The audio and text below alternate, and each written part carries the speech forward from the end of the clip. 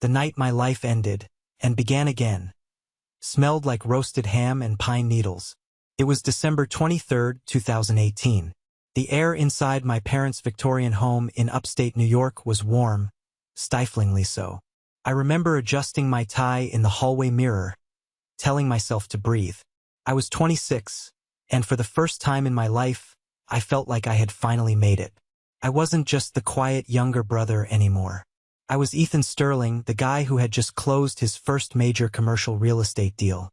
I had spent months saving for this night. I wanted to prove to them, to my mother, Joyce, and my father, Robert, that I was worthy. That I wasn't just the shadow to my older brother, Lucas. I walked into the living room, my arms full of gifts. The tree was lit up, a towering spruce that scraped the high ceiling. "You're late," my mother said. She didn't look up from the table she was setting. "Lucas has been here for an hour." "Sorry, Mom," I said, forcing a smile. Traffic coming out of the city was a nightmare. I set the boxes down. I had gone all out. For Mom, a set of Wusthof knives imported from Germany. She'd been complaining about her dull blades for years. For Dad, a leather recliner with a built-in massager to help his bad back. And for Lucas, well, I bought him a Rolex. A Submariner. Cost more than my first car. I wanted to bury the hatchet. I wanted us to be brothers again. Lucas was sitting on the sofa, nursing a scotch. He looked tired.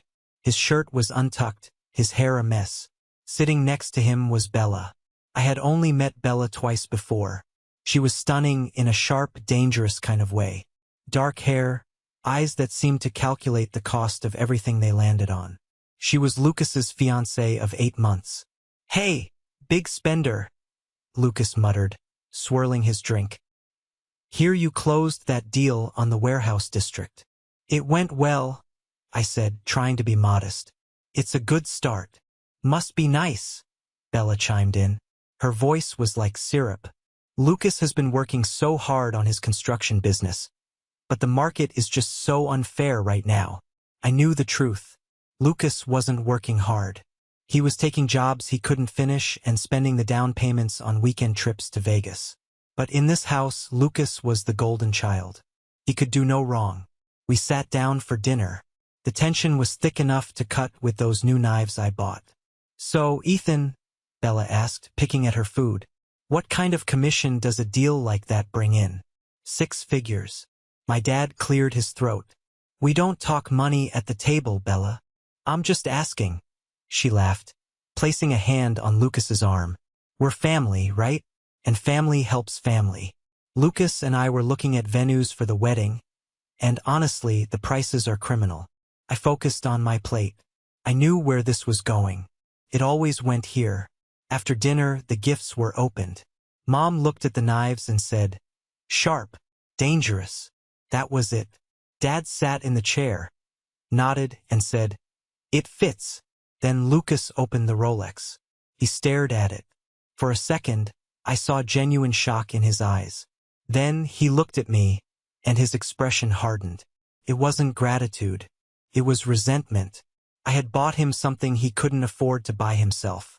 I had unintentionally insulted his manhood in front of his fiancée. "Thanks," he grunted, shoving the box aside without putting the watch on. "It's beautiful," Bella cooed, her eyes gleaming as she looked at the watch, then at me. "You really are doing well, aren't you, Ethan?" 20 minutes later, I stepped out onto the wraparound porch to get some air. The snow was coming down hard, blanketing the world in silence. I lit a cigarette, a bad habit I picked up during the stress of the closing. The door creaked open behind me. It was Bella. She wasn't wearing a coat, just her cocktail dress. She shivered, hugging her arms. "You got a light?" she asked. I handed her my lighter. She lit a slim cigarette, inhaled deep, and stepped closer to me. Too close. I could smell her perfume. Something heavy, floral, and expensive. "You know," she said softly, "Lucas is drowning. He owes money to some bad people." "I'm sorry to hear that," I said, stepping back. "But I've bailed him out 3 times, Bella. He needs to learn." "He doesn't have your talent," she said. She reached out and ran a finger down the lapel of my suit jacket. He's not a man like you, Ethan. You have power. I like power. My stomach turned. Bella, don't. We could help each other, she whispered, leaning in. Her hand moved from my lapel to my chest. You help Lucas with the money, and I can make sure you're taken care of. Lucas doesn't have to know everything we do. The implication hung in the freezing air like a toxic cloud. She was offering herself to me in exchange for paying off my brother's debts. You're disgusting, I snapped. I grabbed her wrist, gently, just to move her hand off my chest. Go back inside. I'm leaving. I turned my back on her. I took 2 steps toward the driveway. That was when the screaming started. No, Ethan, stop, please. I spun around. Bella had ripped the strap of her dress down. She was messing up her hair with frantic hands. She looked at me, and for a split second, she grinned. A cold, predatory smile. Then she screamed again, a blood-curdling sound. Get off me! Help! Lucas! The front door burst open. Lucas flew out, his face red with rage. Mom and Dad were right behind him. What did you do? Lucas roared, charging at me. Nothing. I held my hands up.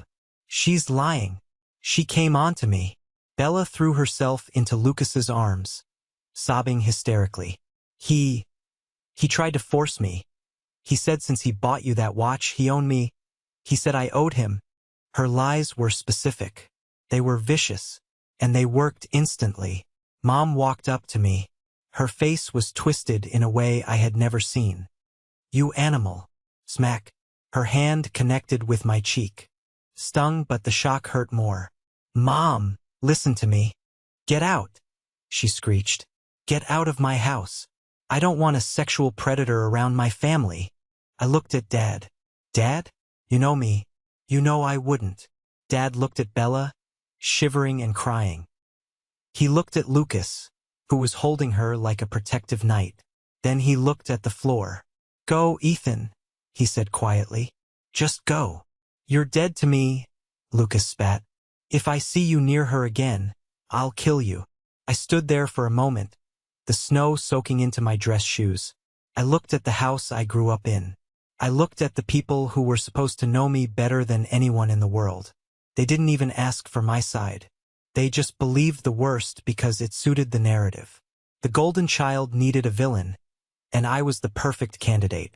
Fine, I said. My voice was calm, which surprised me. Keep the watch, Lucas. You're going to need to sell it. I walked to my car. I didn't look back.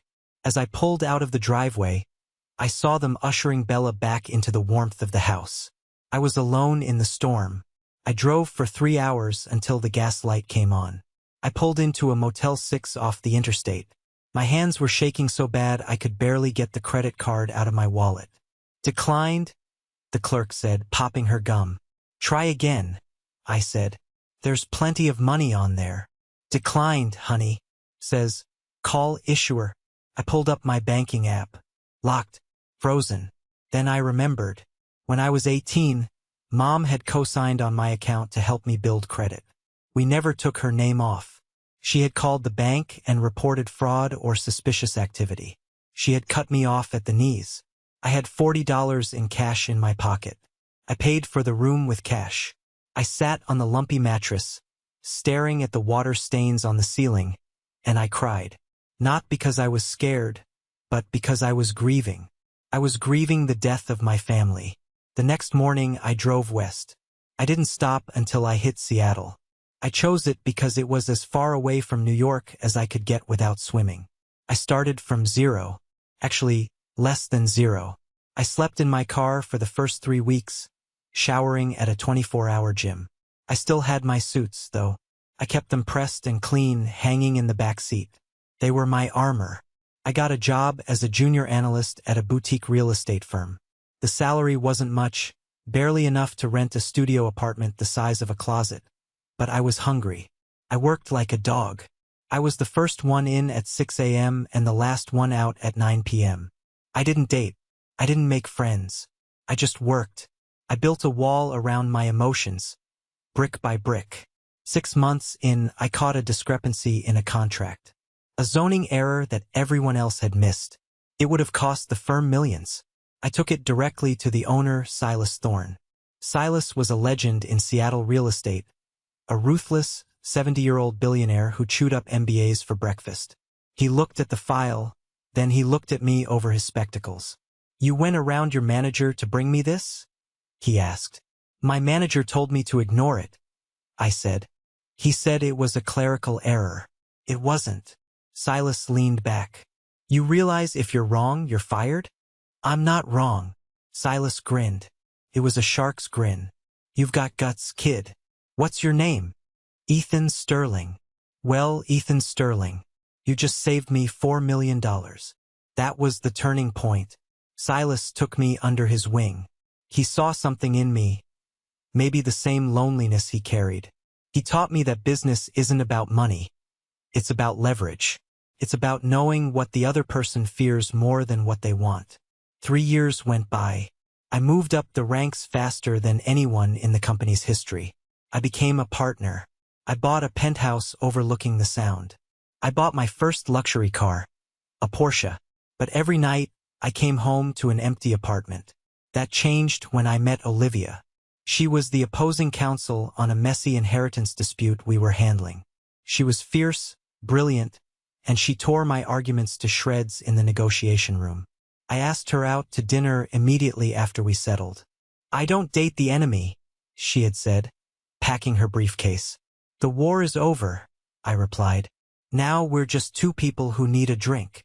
She smiled. It was the first time in years I felt something crack in my chest. Olivia was different. She didn't care about my money.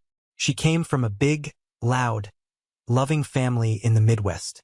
When I finally told her about what happened that Christmas, she didn't pity me. She just held my hand and said, "Their loss is my gain." For the first time, I felt like I could breathe. I was building a new life, a real life. Then the past came knocking.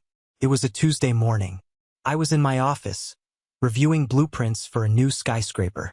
My assistant buzzed in. "Mr. Sterling? There's a Mr. Vance here to see you." Vance was a private investigator I had hired 2 years ago.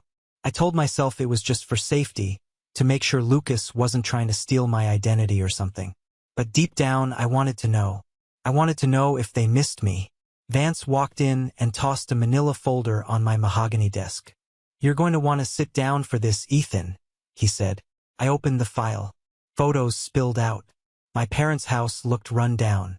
The lawn was overgrown. The paint was peeling. "What am I looking at?" I asked. "That's the foreclosure notice," Vance said, pointing to a document. "Your parents haven't paid their mortgage in 8 months. The bank is moving to auction the house in 30 days. And Lucas, Vance snorted. "He mortgaged the house to fund his construction company. Then he took out business loans against the company. He's been bleeding cash. He's got 3 lawsuits pending for unfinished work." I felt a cold satisfaction spread through my veins. Karma. It was real. "And Bella?" I asked. Vance pulled out a separate, thinner file. "That's the interesting part. Bella isn't Bella. Her real name is Brenda Miller. She has 2 prior divorces in Ohio and Kentucky. Both husbands filed for bankruptcy shortly after the divorce. She's a pro, Ethan."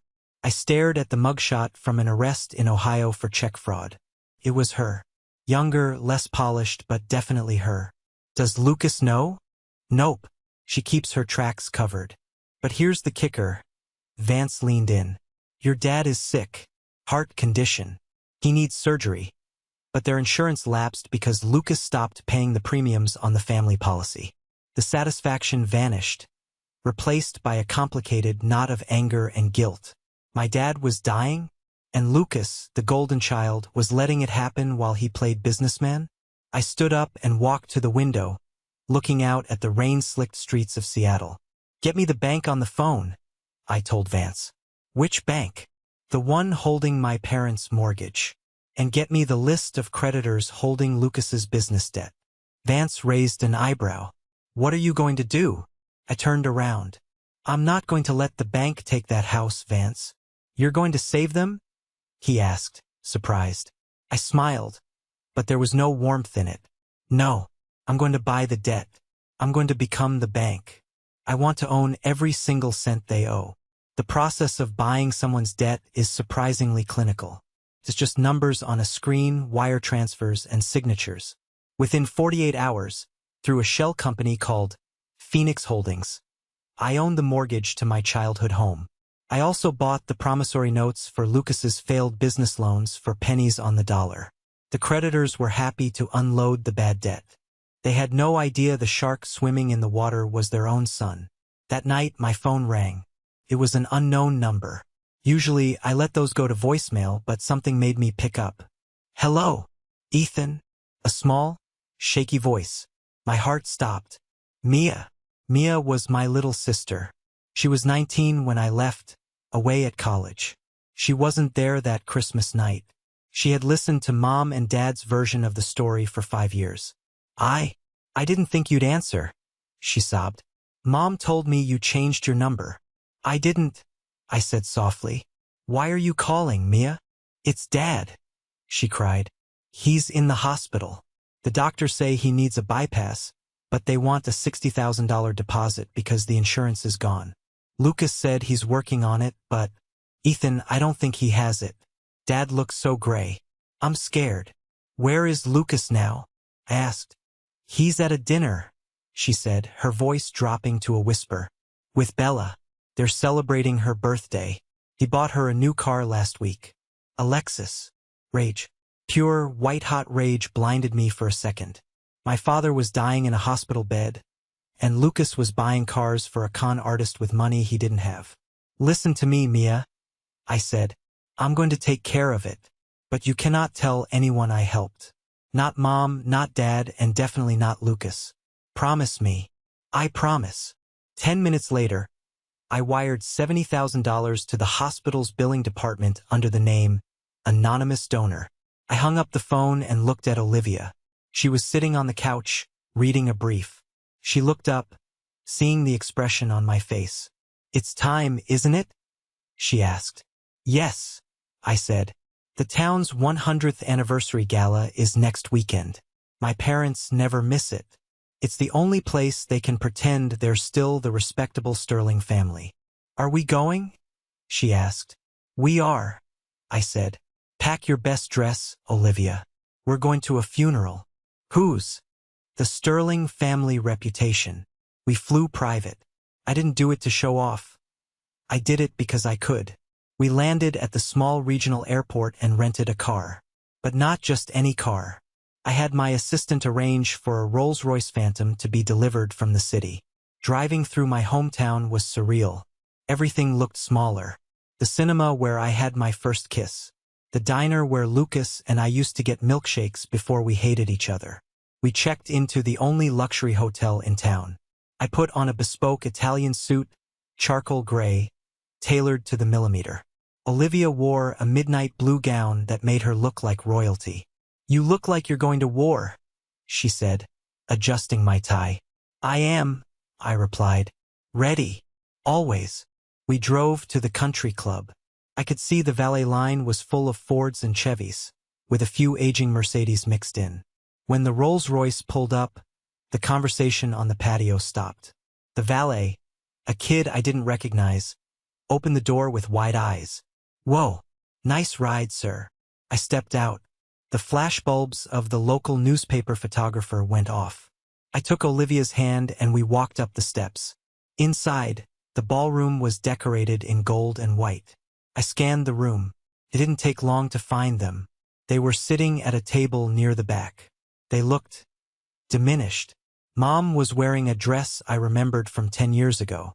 Dad looked frail, his skin papery and pale. Lucas was wearing a suit that was too tight, his face puffy from alcohol. And Bella was dripping in flashy jewelry that I knew was either fake or bought on credit cards that were about to be declined. We walked straight through the center of the room.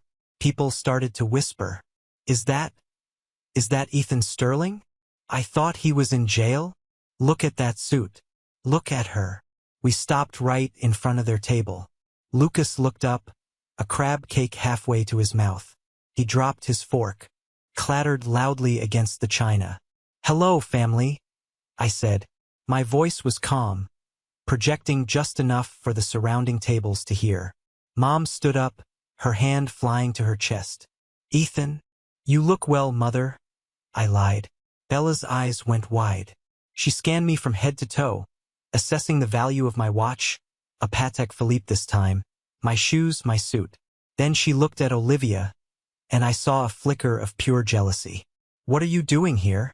Lucas sneered, trying to recover his bravado. "Come to beg for forgiveness?" I laughed. It was a genuine, dry laugh. "No, Lucas. I just happened to be in town on business. I acquired some assets in the area." "Assets?" Bella asked, her voice suddenly sweet. "You're doing business here?" "Real estate," I said. "I own a holding company in Seattle. We've been buying up distressed properties." I saw the gears turning in Bella's head. Distressed properties. Like theirs. "Well," Mom said, her voice trembling, "I suppose you should sit down. We can make room." She was doing it. She was rewriting history in real time because I looked successful. "No thanks," I said. "We have our own table. With the mayor." I nodded to them and walked away. I felt their eyes burning into my back. I knew exactly what was happening. The bait was in the water. The gala was a blur of handshakes and fake smiles. I spent the evening charming the local elite, dropping subtle hints about my investment firm. Out of the corner of my eye, I watched my family. They were arguing. Lucas was downing drinks. Bella was typing furiously on her phone. As we were leaving, Bella intercepted me near the coat check. She was alone. "Ethan," she purred, blocking my path. "You really made an entrance." "Excuse me," I said, trying to step around her. "Don't be like that," she said, touching my arm again. The same move from 5 years ago. "I know things ended badly, but we were all young. We made mistakes. Some mistakes have consequences, Bella." "I miss you," she whispered, looking around to make sure Lucas wasn't watching. "Lucas is a loser. You know that.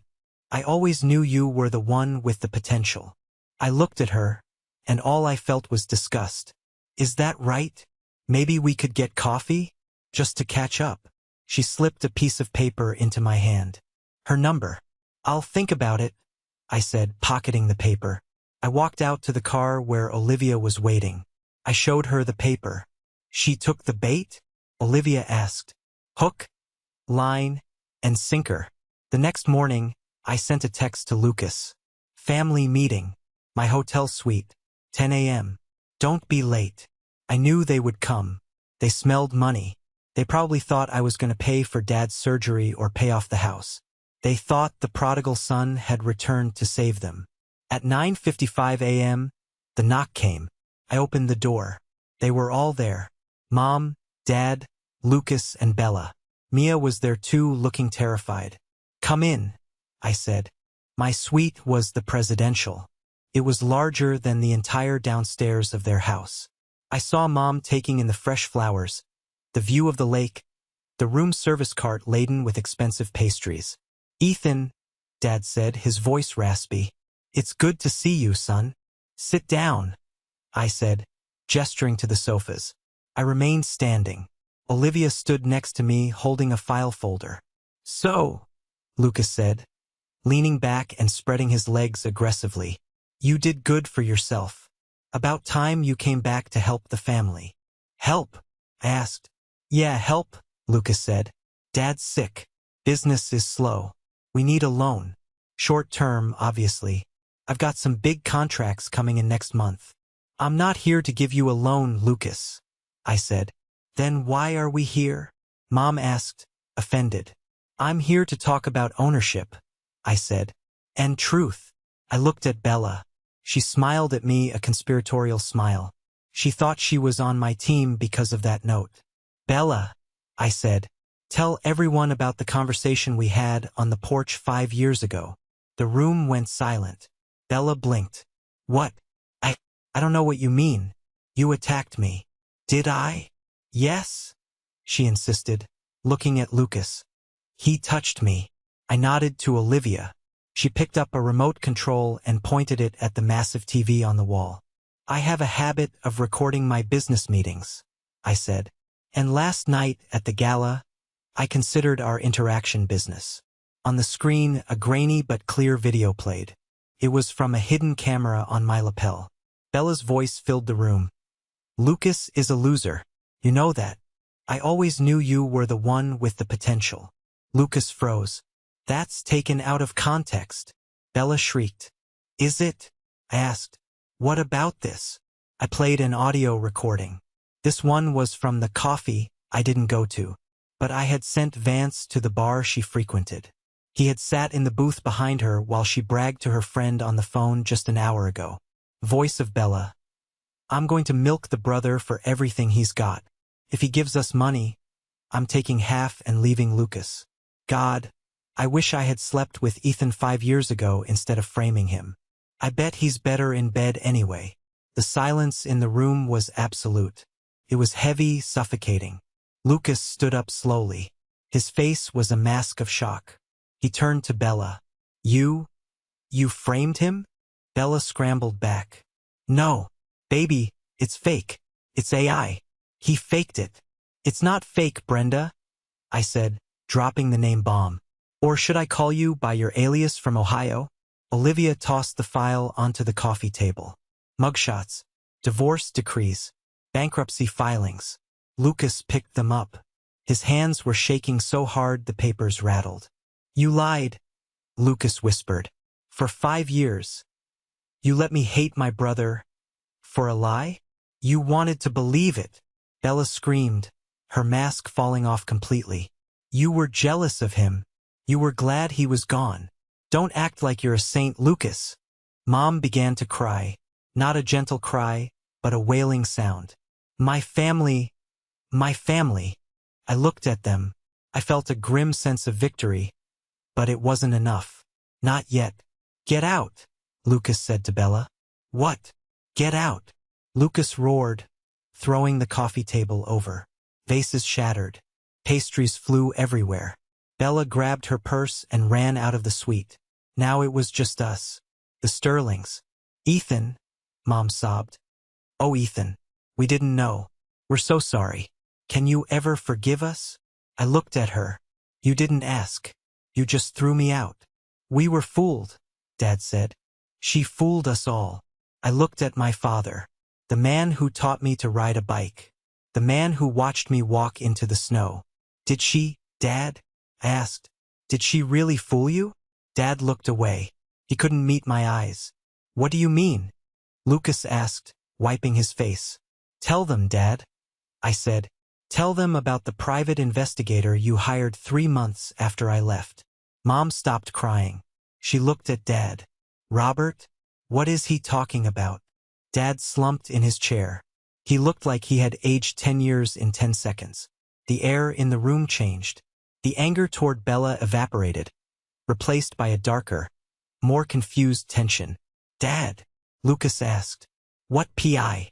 My father sighed, a sound like a tire losing air. I wanted to know if Ethan was okay. I was worried. So I hired a man to find him. And, pressed, "What else did he find?" Dad didn't speak. "He investigated Bella, didn't he?" I said, my voice rising. "He told you about her past. He told you her story didn't add up. He told you that her bruises were likely makeup because she had no injuries in the hospital report. Is this true, Robert?" Mom whispered. "I didn't want to ruin it." Dad burst out, tears streaming down his face. Lucas was so happy. He finally had someone. He was finally getting his life together. If I told the truth, if I told him his fiancée was a liar and his brother was innocent, it would have destroyed him. I thought Ethan was strong. I thought Ethan could handle being on his own. But Lucas needed us. I felt like I had been punched in the gut. Even though I knew it, hearing him say it out loud broke something inside me that I didn't know was still whole. "You sacrificed me," I said, my voice trembling. "You knew I was innocent. You knew I was living in my car. You knew I was starving. And you let me rot to protect Lucas's feelings." I loved you both, Dad cried. No, I said coldly. You loved him. You tolerated me. Lucas was staring at Dad with open-mouthed horror. You knew? You knew Bella was a fake this whole time? And you let me marry her? You let me leverage the house for her. I was trying to keep the peace, Dad shouted. Peace. I laughed bitterly. There is no peace. There is only lies. I walked over to the window. I couldn't look at them anymore. So here is where we stand, I said, keeping my back to them. I know everything. I know about the debts. I know about the mortgage. We can fix it, Mom said, standing up and coming toward me. Now that we know the truth, we can be a family again. Ethan, please, come home. I turned around. I am home, Mom. Seattle is my home. This is just a transaction. I nodded to Olivia. Mr. and Mrs. Sterling Lucas, Olivia said, her voice professional and sharp. As of yesterday morning, Phoenix Holdings has acquired the mortgage on your property at 42 Oak Street. We have also acquired the promissory notes for Riverside Construction. Phoenix Holdings? Lucas asked. That's your company, Ethan? It is, I said. So you own the house? Mom asked, a hopeful smile creeping onto her face. Oh, thank God. Thank God. That means we're safe. I looked at her. The delusion was incredible. She really thought that after everything. After the slap, the disowning, the 5 years of silence, the dad's betrayal, that I did this to save them? You're not safe, I said. The smile dropped from her face. You haven't paid the mortgage in 8 months, I said. You are in default. But you're my son, Mom stammered. I was your son when you kicked me out into a blizzard, I said. Now I'm your landlord, and you are terrible tenants. Ethan, don't do this, Dad pleaded, clutching his chest. Don't play the heart card, Dad, I snapped. I paid for your surgery deposit. That anonymous donor? That was me, Dad gasped. Mia started crying again. I saved your life, I told him. But I'm not saving your lifestyle. I pulled a document from my jacket pocket and threw it on the table. This is an eviction notice. You have 7 days to vacate the property. 7 days? Lucas yelled. You can't do that. It's our home. It's my home, I corrected him. And Lucas, regarding your company, I'm calling in the loans. Full payment due immediately. If you can't pay, I'm liquidating the assets. The trucks, the equipment, everything. You're bankrupting me, Lucas said, falling back onto the sofa. You're ruining my life. You ruined your own life, Lucas, I said. You spent 5 years living a lie, spending money you didn't earn, with a woman who didn't love you, protected by a father who didn't respect you enough to tell you the truth. I'm just turning on the lights. Where will we go? Mom whispered. We have nowhere to go. I don't know, I said. Maybe you can find a Motel 6. That's what I did. Ethan, please. Mom grabbed my arm, pulled away. It wasn't gentle, but it wasn't violent. It was just final. Don't touch me, I said. Get out of my hotel room. They didn't move. They were paralyzed by shock. I said get out, I shouted, letting 5 years of rage echo off the walls. They scrambled. Dad leaned heavily on Mia. Mom was sobbing uncontrollably. Lucas looked like a ghost.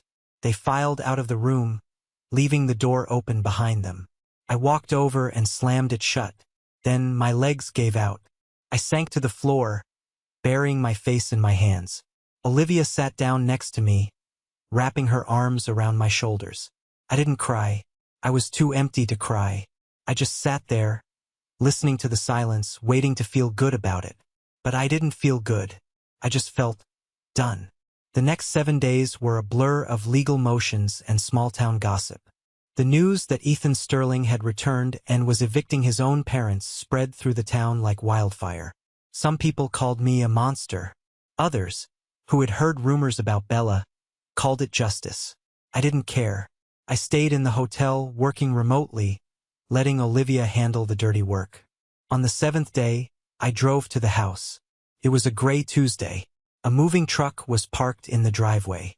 It wasn't a professional company, just a U-Haul Lucas had rented. I parked the Rolls-Royce across the street. I wanted to see it. I needed to see it. I watched as Lucas carried boxes out. He looked broken. He had lost weight in just a week. He wasn't wearing his fancy suits anymore. Just jeans and a t-shirt. Dad was sitting on the porch steps, staring at the ground. He looked old. So incredibly old. A police cruiser pulled up. 2 officers got out. I rolled down my window to listen. "Is Bella here?" the officer asked Lucas. "She's inside packing her things," Lucas muttered. "She's leaving today. We have a warrant for her arrest," the officer said. "Fraud, identity theft, and forgery." Lucas didn't even blink. "Take her, please." Moments later, Bella was dragged out in handcuffs. She was screaming, cursing at the police, cursing at Lucas.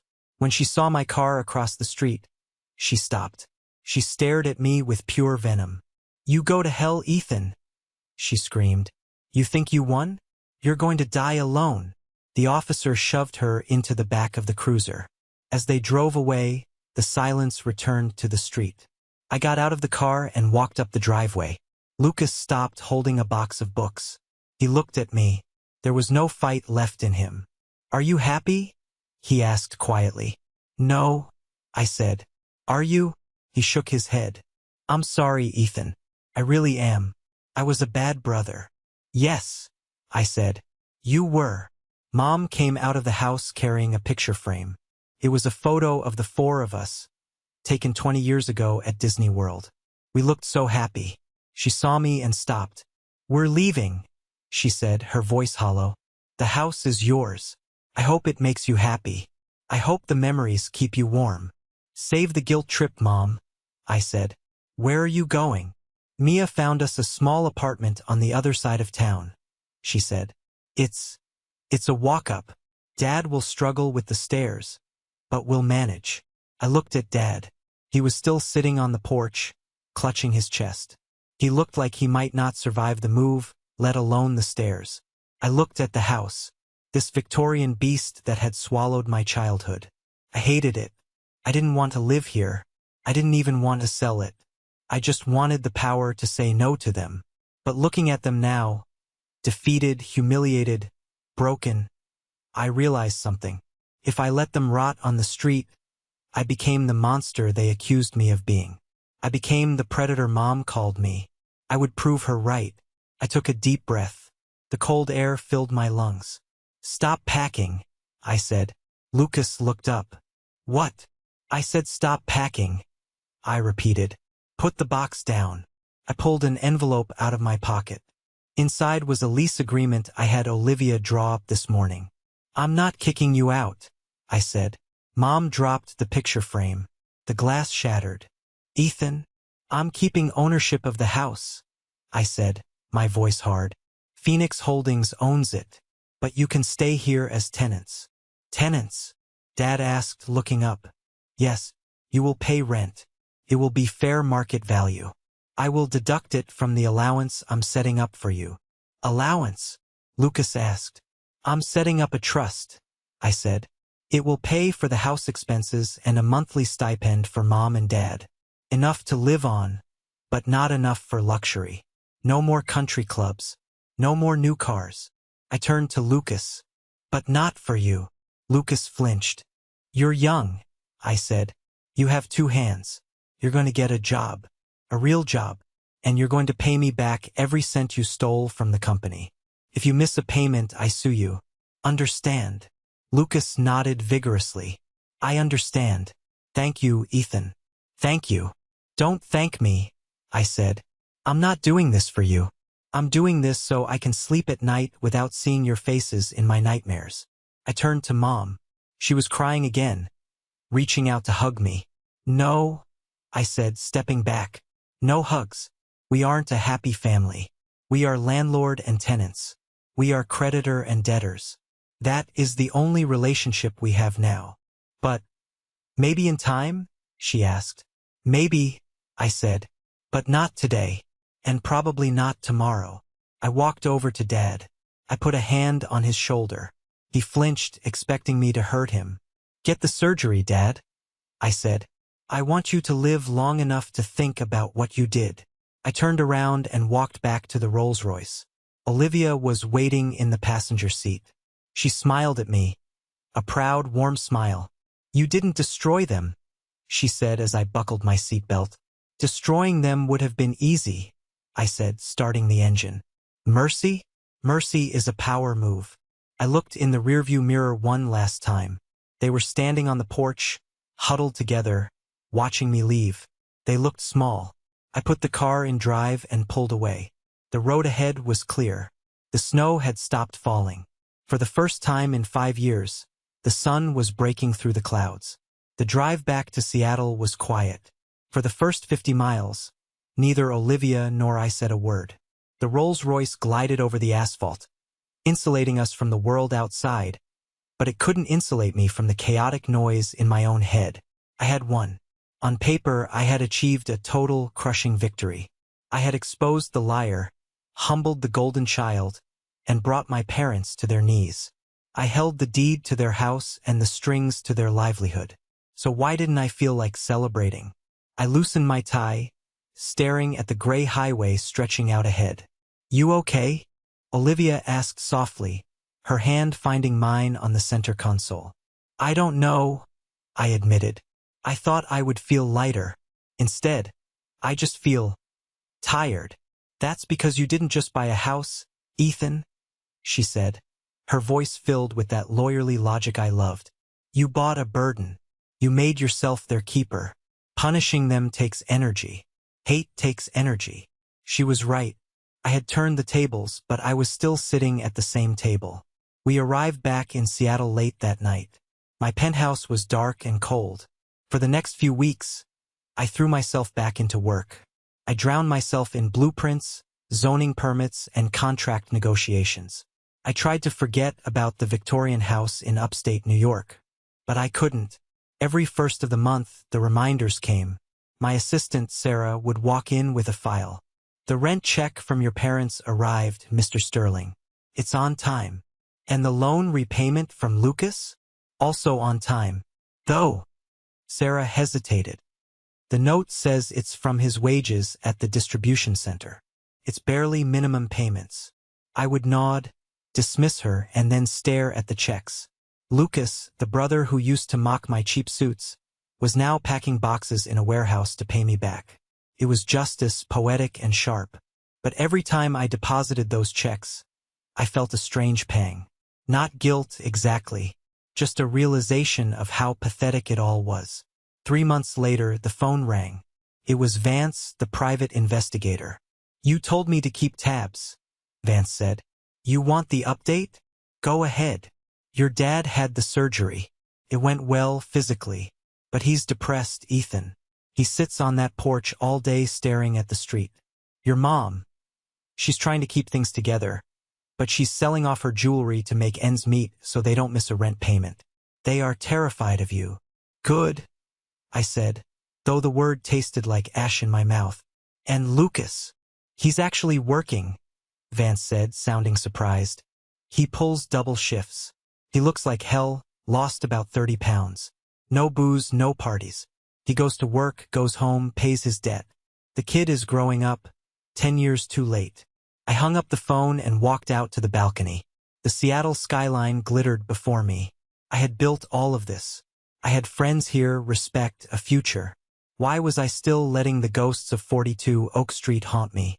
Olivia walked out, wrapping her arms around my waist from behind. She rested her chin on my shoulder. "You're thinking about them," she said. It wasn't a question. "I'm thinking about control," I said. "I thought controlling them would fix what they broke in me. It hasn't." "You can't fix a broken bone by breaking someone else's leg," Olivia said gently. "Ethan, you proved your point. You showed them you have the power. But holding onto that power is keeping you tied to them. You're their landlord, which means you're still in a relationship with them." I turned around and looked at her. Her eyes were clear and kind, the only mirror I ever wanted to see myself in. "What should I do?" "Let go," she said. "Not for them. For us. I want to build a life with you, Ethan. A real life. I don't want 3 ghosts living in our spare room. That weekend, I made a decision. I didn't go back to New York. I didn't want to see them. Instead, I called my lawyer, Sam. Sam, I want to transfer the deed to the house, I said. You're selling it? No, I said. I'm putting it into a blind trust. I want you to manage it. You collect the rent. You handle the repairs. You deal with the tenants. I don't want to see a check, I don't want to read a report, and I don't want my name on any correspondence they receive. As far as they know, they pay the trust. If they miss a payment, the trust evicts them. Standard protocol. Total detachment, Sam said. Smart. And Lucas's debt? Same thing, I said. Transfer the note to the trust. If he pays it off, great. If not, garnish his wages. But I don't want to know about it. And the surplus? Sam asked. The rent and the loan payments will accumulate. What do you want to do with the cash? I looked at Olivia, who was smiling at me from across the room. Set up a scholarship fund, I said. 4 kids in the foster system who age out without family support. Call it the Phoenix Fund. Every dime my family pays me goes to help kids who actually appreciate a chance at life. Signing those papers was the hardest thing I had ever done, and also the easiest. With every signature, I felt a weight lifting off my chest. I wasn't forgiving them. I wasn't forgetting. I was just evicting them from my head. A year passed. Then 2. Life moved on fast and bright. My company expanded into green energy commercial spaces. I was featured in Forbes. But the biggest highlight wasn't the money. It was the Saturday morning in June when I took Olivia to a small cliffside spot overlooking the Pacific Ocean. I didn't have a speech prepared. I just had a ring. A simple, elegant diamond that didn't scream for attention, just like her. I don't have a family to offer you, I told her, my voice shaking slightly. Just me. And a lot of baggage that I'm learning to unpack. She took the ring and put it on her finger herself. I don't need a family, Ethan. I need a partner. And you're the best man I know. We got married 4 months later. It wasn't a big gala. It was intimate. My mentor, Silas, stood as my best man. He was 80 now, frail but sharp as a tack. You did good, kid, Silas told me at the reception, raising a glass of champagne. You learned the hardest lesson of business and life. You learned when to walk away from a bad deal. Even when the bad deal is your own blood? I asked. Especially then, he said. During the reception, I saw a familiar face near the back. It was Mia. She had graduated college, paid for by me though she tried to refuse it, and was working as a graphic designer in Chicago.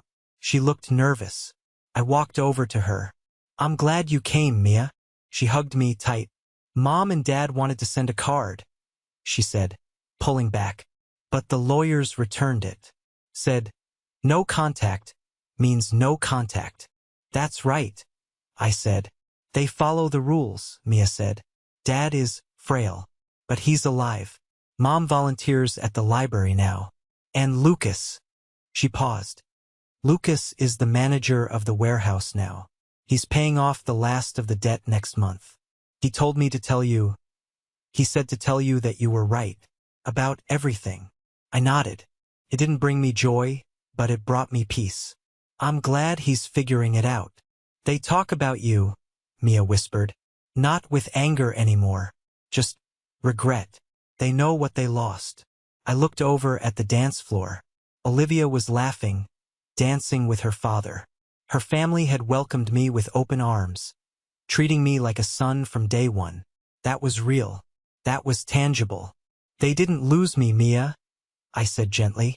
They threw me away. I just finally stopped trying to climb back into the trash can. 5 years have passed since the day I returned to that small town in the Rolls-Royce. 10 years since the Christmas Eve that shattered my world. I am 36 now. My hair has a little gray at the temples. Olivia says it makes me look distinguished. I say it makes me look like Silas. We have a son, Leo. He's 2 years old, running around our backyard with a chaotic energy that terrifies and delights me. When Leo was born, I had a moment of panic. I held him in the delivery room, looking at his tiny, fragile face, and I was terrified. What if I have the gene? What if I have that dormant ability to turn on my child the way my parents turned on me? What if love is conditional, and I just don't know the conditions yet? But then Leo squeezed my finger. He looked at me with absolute, blind trust. And I knew. The cycle stops with me. I haven't spoken to my parents. Not once. The trust fund reports that they are still in the house. They pay their rent on the first of the month every month. They are model tenants. I suppose, in a twisted way, that is the most respectful relationship we've ever had. We have boundaries.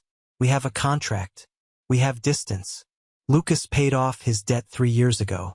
The trust administrator told me that after the final payment, Lucas sent a letter addressed to me. The administrator asked if I wanted to read it. I said no. I didn't need his apology to validate my existence. I didn't need his remorse to feel successful. Reading that letter would have opened a door I had welded shut. I told the administrator to burn it. Sometimes people ask me if I regret it. If I regret missing my father's old age, or my mother's cooking, or the shared history of a family. And I'll be honest with you. Sometimes on Christmas Eve, when the snow is falling, I feel a phantom pain, like a limb that's been amputated. I remember the good years before Bella, before the money, before the betrayal. But then I look at my life now. I look at the Phoenix Fund, which has put 24 foster kids through college this year. Kids who had no one, now building futures because of the money my family pays in penance. I look at Olivia, my partner in every sense of the word, who loves me for who I am, not what I can buy her. I look at Leo, who will never, ever have to wonder if his father believes him. He will never have to buy my love with a Rolex. He will never be thrown out into a blizzard. I realize that family isn't a noun. It's a verb. It's something you do. You earn it. You nurture it. You protect it. My parents failed to do the verb, so they lost the noun. I saved myself. It was a messy, painful, expensive rescue mission. I had to become cold to survive the winter. I had to become ruthless to fight the predators. But I made it to the other side. The Rolls-Royce I drove that day, I sold it. It was a symbol of my anger, a weapon I used to bludgeon them with my success. I drive a Volvo now, the safer for the baby seat. If you are listening to this and you are holding on to a toxic relationship because you share DNA, or because you share a history, let me tell you this, you are allowed to walk away. You are allowed to save yourself. You don't have to set yourself on fire to keep others warm. My name is Ethan Sterling. I was the black sheep. I was the predator. I was the villain in their story. But in my story, I'm just a man who finally came home. Not to the house on Oak Street, but to the life I built with my own 2 hands. And let me tell you, the view from here is beautiful. Thank you for journeying with me through this chapter of my life. It wasn't an easy story to tell, but I believe it's a necessary one. Before we part ways, I want to share 3 core lessons that I hope you carry with you. 1. Blood is not a binding contract. We are often taught that family comes first, no matter what. But abuse, betrayal, and manipulation are not things you have to endure just because of a genetic connection. You have the right to curate your life and surround yourself with people who genuinely respect you. 2. Success is the best revenge, but peace is better. I spent years fueled by the desire to prove them wrong. It drove me to succeed, yes, but it also left me hollow. True victory wasn't buying their house. It was the moment I stopped caring about what they thought. Financial independence gave me the freedom to walk away, and that is the ultimate power. 3. The cycle can be broken. If you came from a broken or toxic home, you are not destined to repeat it. You can build a chosen family based on love, trust, and mutual respect. You can be the father, mother, or partner you never had. I want to hear from you now. What is the one quality you value most in a family member? Is it loyalty, honesty, or something else? Or, if this story resonated with you and you agree that we must protect our peace at all costs, just comment good below. Your interaction helps the story reach others who might be trapped in the dark, needing to see a light at the end of the tunnel. Thank you for listening, and remember, you are the architect of your own future.